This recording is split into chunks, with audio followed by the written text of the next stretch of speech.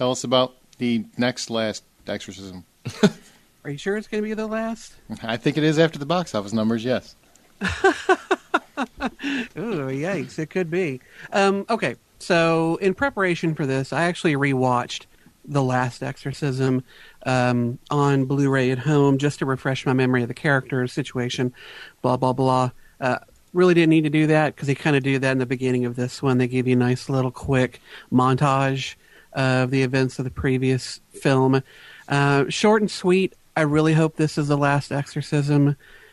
I was just bored fucking shitless with this film. It took way too long to get to the point. There was far too much meandering. They spent practically no money on this film, which in and of itself isn't a bad thing. But when they did choose to spend a little money, it all felt a bit half-hearted. Ashley Bell, who plays the lead character in this movie, as well as the previous one, she does a pretty credible job with doing what she needs to do, but it's everybody around her that kind of dropped the ball. But ultimately, it was the writer and the director of this film that did most of the ball dropping. It was directed by Ed Gass Donnelly.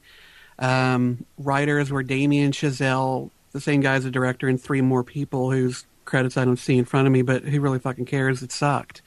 They set the film in New Orleans, and other than a Mardi Gras scene, you really got nothing of New Orleans in this film, and that's a shame because New Orleans is one of those cities that has a very deep kind of, I wouldn't say supernatural history, but it definitely has a history steeped in Catholicism, voodoo, and all sorts of things. There's one shot of one of the above-ground cemeteries, and you would think in a movie like this they would really try and take advantage of some of the more strange scenery and locations that New Orleans has to offer.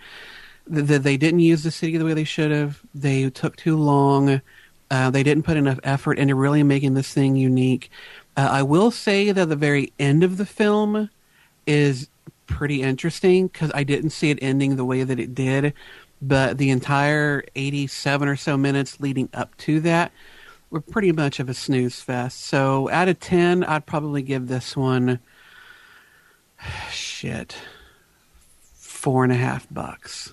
And that's kind of being kind. It's, if you've seen the first one, just stick with that. There is absolutely no reason whatsoever to see this one except for the last couple of minutes. So you didn't and that'll be on YouTube soon. You didn't get any benefit from it being shot in real film style this time, or the No, because New you Orleans lose a setting? lot of the intimacy, and you lose a lot of the tension that found footage can really give you. Because your screen is the basically the eyes of one of these characters who's running in fucking fear of their life, and their field of view is limited to just exactly what you see in front of you.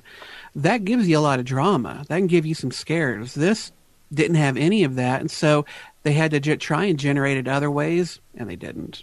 It was rather boring. That's really too bad.